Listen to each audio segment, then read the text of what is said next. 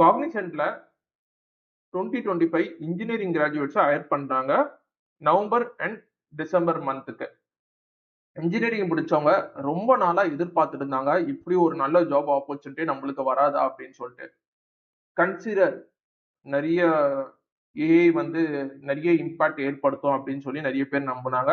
அதெல்லாம் மீறி கூட காக்னிசன்ட் ஃப்ரெஷர்ஸ் ஹையர் பண்றாங்க 2025 இன்ஜினியரிங் கிராஜுவேட்ஸ். என்னென்ன லொகேஷனுக்கு ஹையர் பண்றாங்கன்னு சொல்லி பாத்தீங்கன்னா, சென்னை, பெங்களூர், ஹைதராபாத், கொல்கத்தா, பூனே, கோயம்புத்தூர், கொச்சி, புவனேஸ்வர் அண்ட் இண்டோருக்கு ஹையர் பண்றாங்க. ஸோ என்னைக்கு லாஸ்ட் டே டு அப்ளை என்னைக்குன்னு சொல்லி பாத்தீங்கன்னா 5th டிசம்பர் 2025 11:59க்குள்ள நீங்க அப்ளை பண்ணி ஆகணும். இந்த வீடியோவை நான் இன்னைக்கு போஸ்ட் பண்றேன். இன்னும் ஒரு 4 நாள் தான் இந்த ஜாப் ஆப்பர்ச்சுனிட்டி ஓப்பனிங்ல இருக்கும். ஏற்கனவே சொன்ன டெட்லைன் தான் 5th டிசம்பர் 2025. ஜாப் ஃபங்க்ஷன் என்னன்னு சொல்லி பாத்தீங்கன்னா ஐடிக்குள்ள நீங்க வந்துருவீங்க.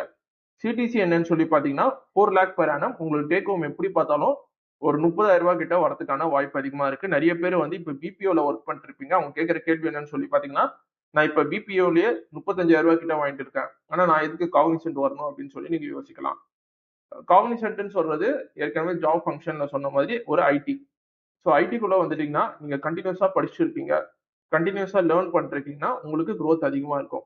பிபிஓல உங்களுக்கு growth இல்லாம இல்ல, growth இருக்கும், ஆனா கொஞ்சம் ஸ்லோவா இருக்கும். பட் ஐடில growth வந்து கொஞ்சம் ஃபாஸ்டா இருக்கும். ஸோ எவ்வளவு ஃபாஸ்டா க்ரோ ஆகுறீங்களோ அவ்வளவு நல்லது அப்படின்னு சொல்லுவாங்க.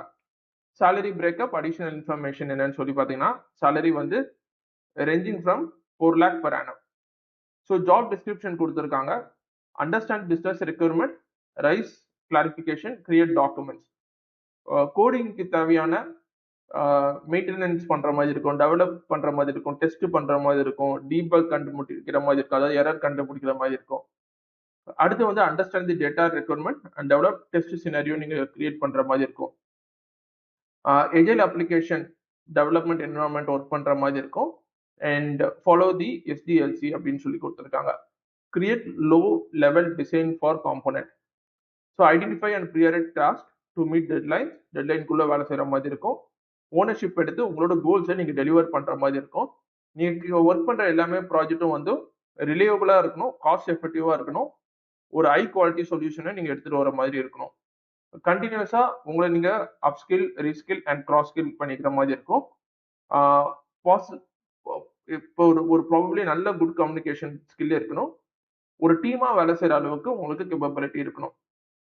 2025ல பிஇ, பிடெக், எம்இ, எம்டெக் முடிச்சவங்க இதுக்கு அப்ளை பண்ணலாம். ஸ்டூடெண்ட்ஸ் வந்து minimum 60%, 10th, 12th, diploma, UG and PG. So உங்களோட ரவுண்ட் ஆஃப் வந்து 59.9 இருந்தாலும் நீங்க எலிஜிபிள் கிடையாது. At the time of joining நீங்க வந்து 60% வந்து உங்களோட டிகிரியில வச்சிருக்கணும், வித் நோ ஸ்டாண்டிங் அரியர் எதுவும் இருக்கக்கூடாது.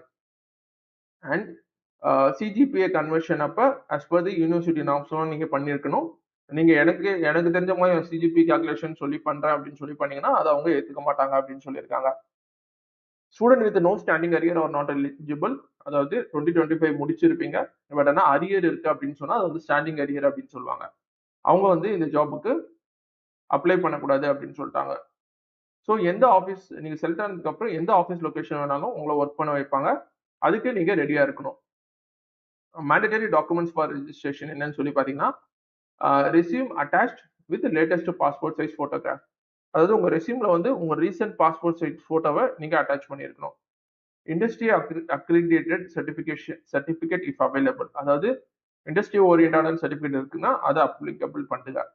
ஆல் அகாடமிக் டாக்குமெண்ட்ஸ் நீங்க எடுத்துட்டு வர மாதிரி இருக்கும் இன்டர்வியூ டைம்ல, including college ID card, school, college, UG, PG mark sheet, degree certificate and provisional certificate நீங்க எடுத்துட்டு வர மாதிரி இருக்கும். ஸோ பேன் கார்டு வந்து one of the mandatory thing. Suppose PAN card apply பண்ணலன்னா பேன் கார்டு அப்ளை பண்ணுங்க. உங்க please ensure that your last name, father name and other details are accurate. அதாவது பேன் கார்டுல உங்க டீடைல்ஸ் கரெக்டா இருக்கணும் அப்படின்னு சொல்லியிருக்காங்க. All shortlisted candidate will be notified on the hiring category for interview. So hiring category ஒன்று சப்போஸ் நீங்க உங்க ரெஸ்யூம் ஷார்ட்லிஸ்ட் ஆயிடுச்சுன்னா உங்களை இன்டர்வியூக்கு ஃபர்தர் ப்ராசஸ் கூப்பிடுவாங்க. Final decision on candidate screening, eligibility for assessment, interview and final selection will be காக்னிசன்ட்ல தான் sole of description of Cognizant அப்படின்னு சொல்லி கொடுத்துருக்காங்க. அடுத்தடுத்த ரவுண்ட் என்னென்ன ப்ராசஸ் இருக்கும் அப்படின்னு சொல்லியிருக்காங்க. அது அவங்களோட ப்ராசஸ்க்கு ஏற்ற மாதிரி தான் எடுத்துட்டு வருவாங்க. இது ஃபுல்லாவே நீங்க படிச்சுட்டு நீங்க இந்த இடத்துல அப்ளை நவ் அப்படின்னு சொல்லி கொடுத்தீங்கன்னா அப்ளை ஈஸியா ஆயிடும். அதுக்கு முன்னாடி வந்து சப்போஸ் உங்க ரெஸ்யூம் ஷார்ட் லிஸ்ட் ஆயிடுச்சுன்னா என்னென்ன ப்ராசஸ் இருக்கு அப்படின்னு சொல்லிட்டு நம்ம பார்க்கலாம். சப்போஸ் நீங்க செலக்ட் ஆயிட்டீங்கன்னா என்னென்ன ப்ராசஸ் இருக்கு அப்படின்னு சொல்லி தெரிஞ்சுக்கோங்க. உங்களுக்கு ரெஸ்யூம் ஷார்ட் லிஸ்ட் ஆயிடுச்சுன்னா ஃபர்ஸ்ட் எடுத்தோடனே ரெஜிஸ்ட்ரேஷன் ப்ராசஸ் 5th டிசம்பர் வரைக்கும் நீங்க ரெஜிஸ்ட்ரேஷன் பண்ணலாம். அதுக்கப்புறம் ஸ்கிரீனிங் பண்ணுவாங்க. ஸ்கிரீனிங்ல உங்களோட ரெஸ்யூமை ஸ்கிரீன் பண்ணுவாங்க. இந்த ரெஸ்யூம் வந்து கிளியர் ஆயிடுமா, கிளியர் ஆகுதா அப்படின்னு சொல்லி செக் பண்ணுவாங்க.